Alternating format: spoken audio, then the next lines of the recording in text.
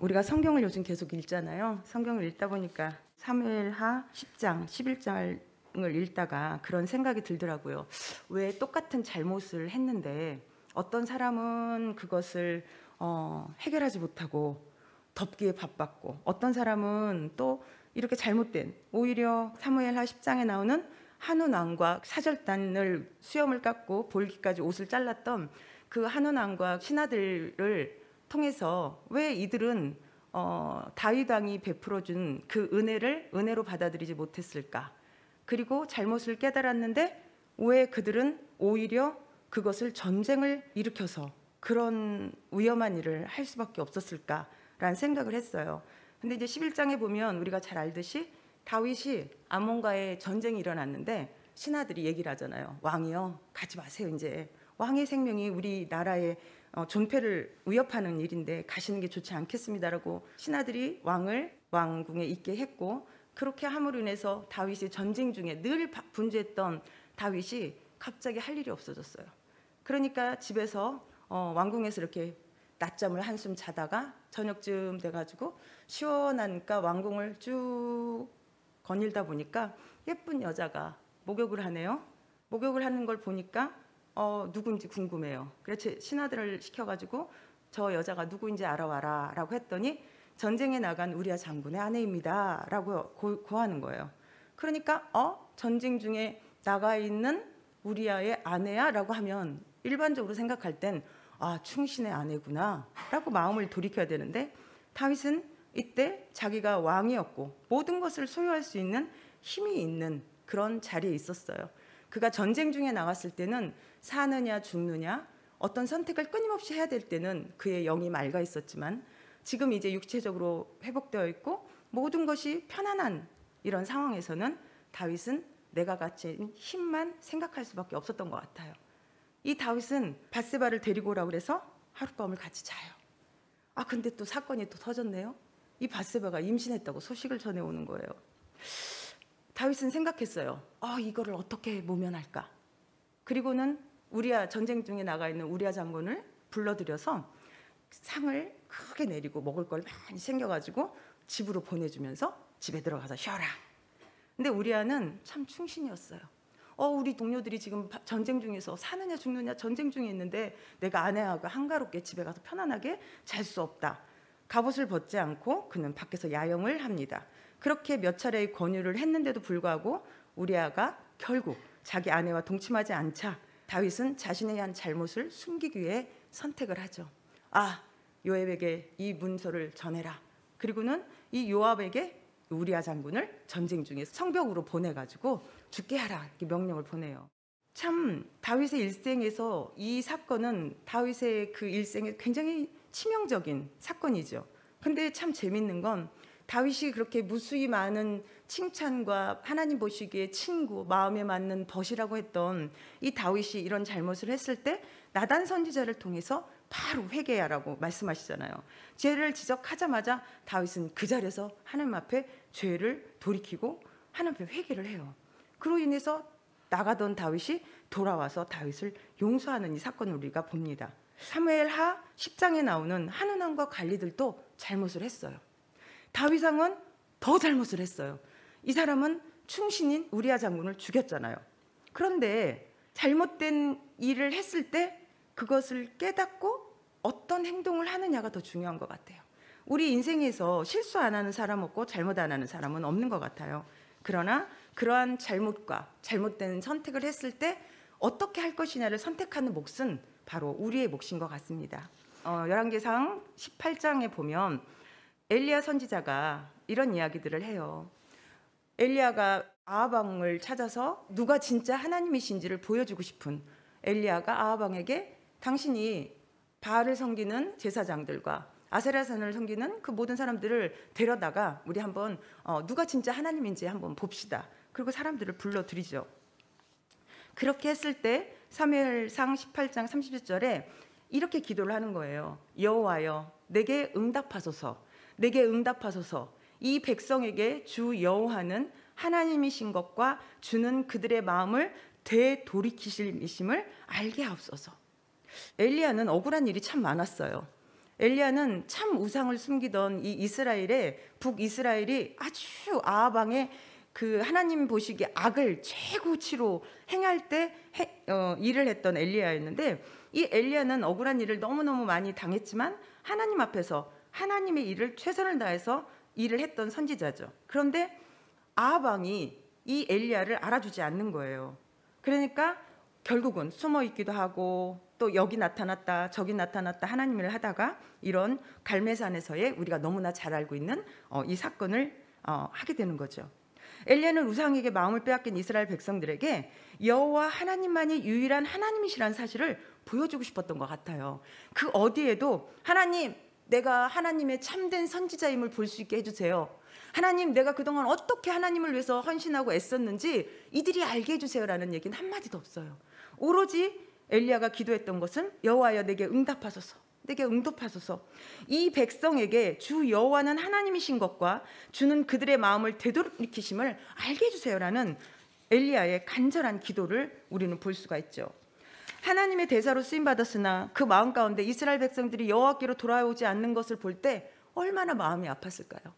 저희도 개척해서 지금 20년 이 세월을 개척을 해서 담임 목회를 하다 보니까 정말 하나님 앞에 돌아오기를 너무나 간절히 바래서 새벽으로 밤으로 늦은 시간까지 쫓아다니며 그렇게 많이 기도하고 그들을 하나님께로 오로지 바랬던 것은 그들에게 뭐 먹을 걸 원했던 적도 없어요. 돈을 원했던 적도 없고, 오로지 유목사님 뭐 설교할 때 헌금 설교 안 해서 재정이 어려운지 모르겠지만 어쨌든 간에 그 누구에게도 무엇인가 교인들에게 요구하는 것이 없이 오로지 한 가지, 예수를 믿고 구원받으라는 것, 그것이 우리들의 소원이었고 그것 하나의 소망을 가지고 목회를 했는데 결국은 이상한 소리들을 하고 떠난 많은 사람들을 기억해냅니다.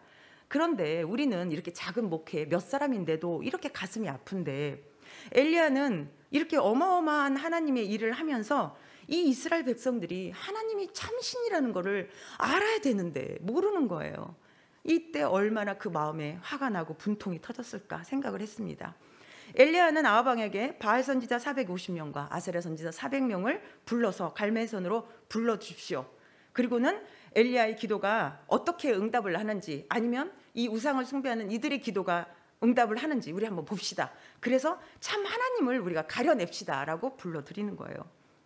이게 찬양도 있고 이 사건이, 우리가 참 예수를 안 믿는 사람들도 이 사건을 알더라고요. 엘리야는 이 기도하기 전에 아까 읽었던 18장 21절 말씀처럼 이렇게 얘기를 하는 거예요. 엘리야가 모든 백성에게 가까이 나가서 이 엘리야가 하고 싶은 말을 하는 거예요. 너희가 대체 어느 때까지 하나님과 우상 사이에서 머뭇머뭇하려는 거야.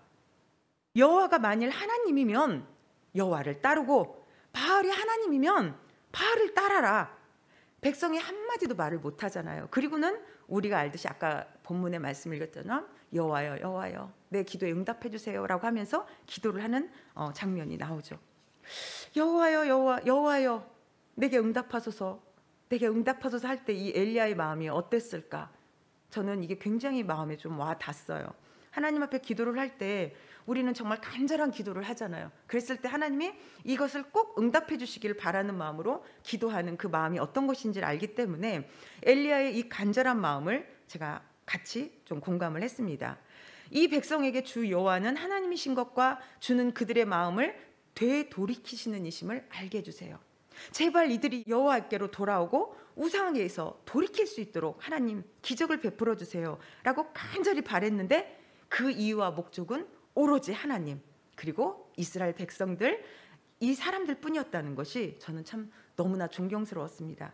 자신의 사역을 이해하고 믿어주지 않는 것에 대한 억울함을 풀기 위함이 아니고 하나님이 하나님이심을 알리고 이스라엘 백성들이 우상에게서 돌이키고 하나님께로 돌아오는 것만이 엘리야의 기도의 목표였습니다. 얼마나 멋있는 진짜 하나님의 대사인지 우리가 생각해 볼 수 있습니다. 그리고는 마침내 기적이 일어났습니다. 하늘에서 불이 내려와 진짜 하나님이 누구인지 명확하게 보여준 것이죠. 백성들도 입을 모아 외치기 시작했어요. 8장 39절에 모든 백성이 보고 엎드려 말하되 여호와 그는 하나님이시로다.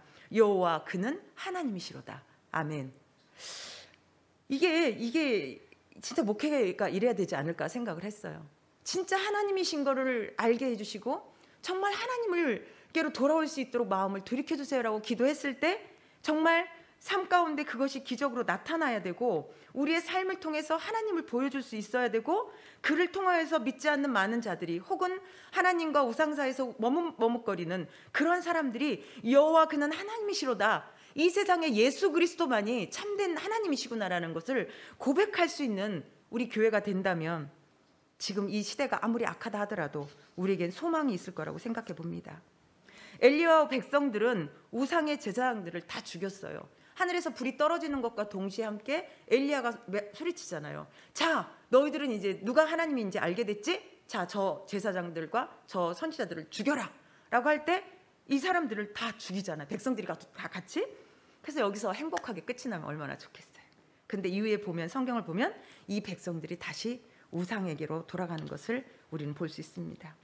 하는 왕과 대신들도 잘못된 선택을 알았어요.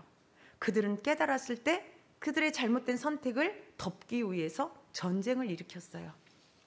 자신의 잘못된 선택을 합리화시키려다 보니까 그런 선택을 하게 된 거죠. 다윗은 이 하는 왕과 대신들보다도 훨씬 큰 죄를 지었습니다. 이건 잘못이 아니라 죄죠.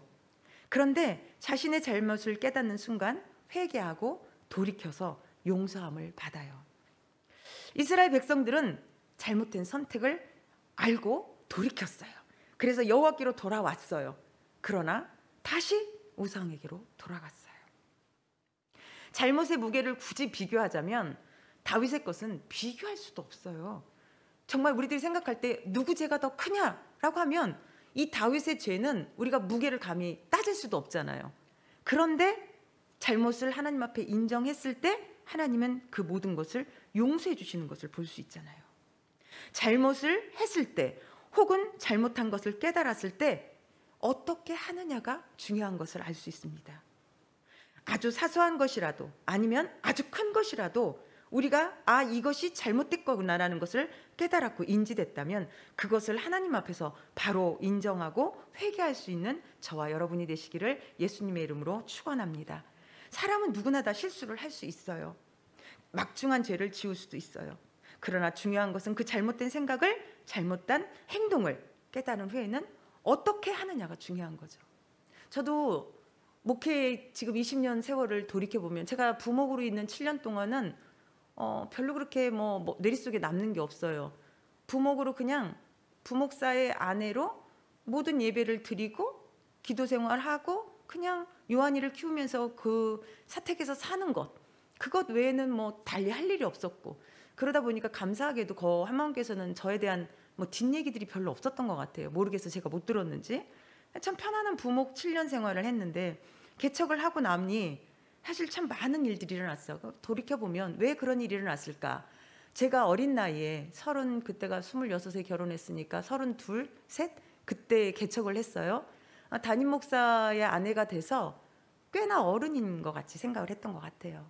그러다 보니까 참 많은 실수를 했고 내가 옳다고 믿었던, 하나님 앞에 기도하면서 옳다고 생각했던 것들이 그렇지 못했던 것들을 요즘은 많이 깨달아요. 요즘뿐만이 아니라 사실은 이 코로나가 제게 준 가장 큰 선물이기도 해요. 그 전에는 달리는 하고 앞만 보고 달리고 그냥 교회 목회를 유목사님과 함께 더불어서 뭔가 일을 하는 거에 초점을 두고 살았기 때문에 그 과거를 돌아볼 시간이 없었던 것 같아요. 그러나 이제 시간이 많아지면서 이제는 하나하나 되돌아보고 생각하다 보니 참 미숙했구나, 참 어리석었구나, 그때 내가 옳다고 했던 것이 꼭 옳은 것이 아니었구나라는 생각을 하고 요즘 하나님 앞에 저녁 시간에 이제 8시 되면 기도를 할 때 이런저런 기도를 하지만 그런 거에 대한 많은 기도를 하게 되는 것 같아요. 누구나 저 역시도 실수를 했고 잘못된 선택들을 많이 했던 것을 돌이켜 봅니다. 근데 저한테 주신 가장 큰 은혜는 그것을 깨닫게 하셨다는 거예요. 저는 그것이 요즘 저에게 주신 가장 큰 은혜라고 생각합니다. 그래서 저는 요즘 2시간 연속 나오는 은혜란 찬양이 있거든요.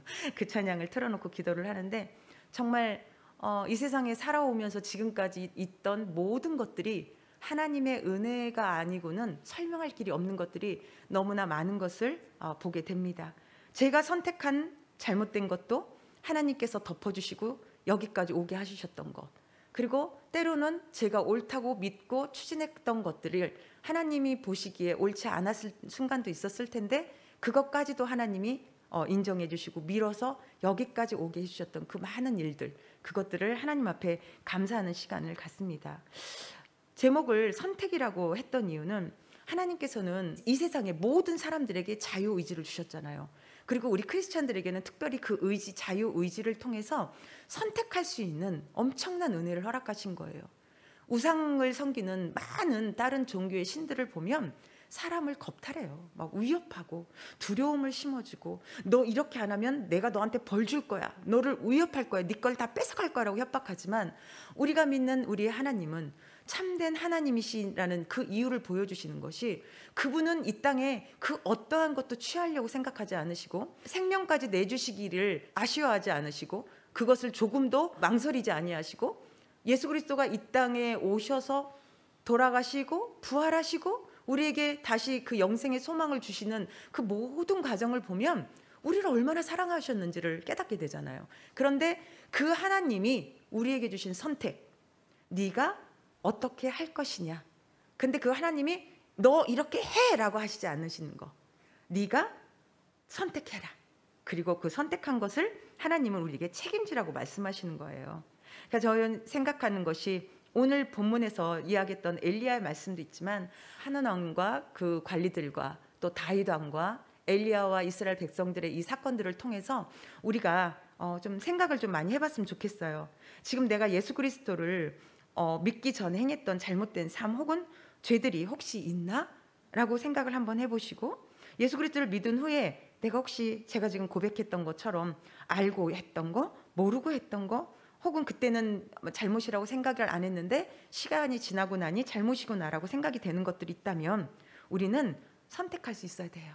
잘못은 누구나 할 수 있어요. 실수도 할 수 있어요. 그러나 우리는 선택해서 하나님 앞에 돌이킬 수 있는 우리들이 되었으면 좋겠습니다. 감출 것이냐? 돌이킬 것이냐? 감추려고 하면 한운 왕처럼 전쟁을 일으키고 또 뭔가를 또 숨겨야 되니까 또 문제가 생기고 그러나 우리가 돌이키고 하나님 앞에 회개하고 그것으로부터 끈을 끊어낸다면 우리의 삶이 다윗이 그로 인해서 더 이상의 하나님 앞에 자유롭지 못한 것을 끊어내고 자유를 누렸던 것처럼 우리의 삶도 그렇게 하나님이 최고의 선물인 자유를 주실 거라고 믿습니다. 우리의 신앙을 다시 한번 점검해 보기를 예수님의 이름으로 축원합니다. 지금 우리가 선택한 것이 옳은 것인가? 아직도 혹시 하나님과 혹은 내가 사랑하는 그 어떤 것과 사이에서 머뭇머뭇하고 있지는 않은가?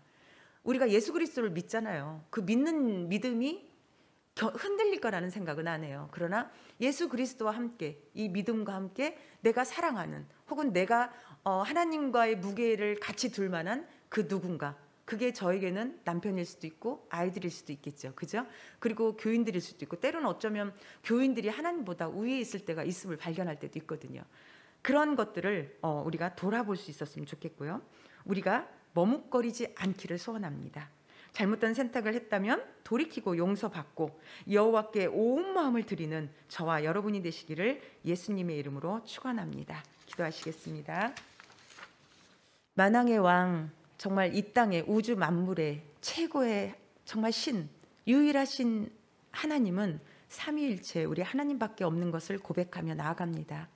하나님, 우리가 무엇이간데 이토록 사랑해 주셔서 예수 그리스도를 믿는 믿음을 선물로 허락하여 주시고 그 믿음을 통하여서 우리 인생의 무수히 많은 일들을 하나님 이기고 견디고 여기까지 오게 해주셨는지 그 은혜를 생각할 땐 하나님 은혜라는 단어밖에는 감히 떠올리지 못함을 주님 앞에 고백합니다. 하나님, 우리가 아무도 알지 못하는 마음 가운데 있는 깊은 고민과 힘듦과 어려움이 있습니까? 하나님은 아신 것을 저희가 믿습니다.